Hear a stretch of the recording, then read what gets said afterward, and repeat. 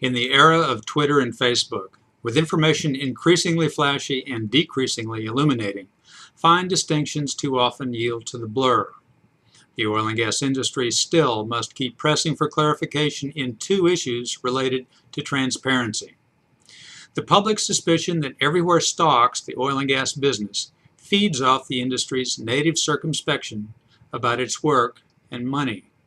Political opponents know this. They gain leverage when oil and gas companies argue for the right to keep the secrets that they must.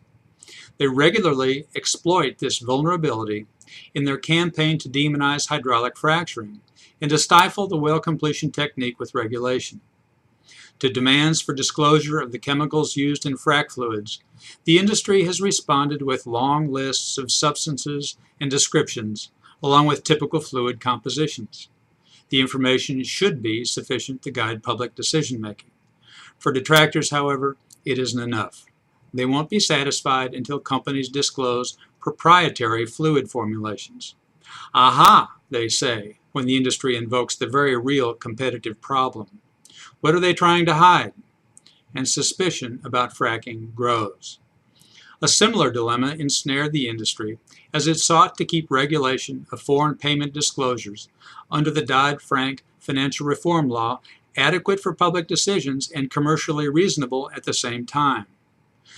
The Securities and Exchange Commission, which is implementing the 2010 law, on August 22nd said oil and gas companies must report payments over $100,000 to foreign governments project by project.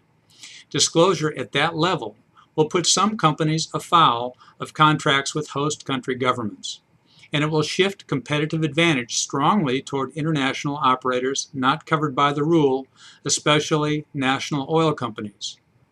Industry representatives did a good, if ultimately unsuccessful, job resisting project-level disclosure while supporting less granular transparency. They consistently expressed support of disclosure requirements of the International Extractive Industries Transparency Initiative, for example, but that's a fine distinction. If past foreshadows future, the industry will receive groundless public scorn for opposing transparency anyway.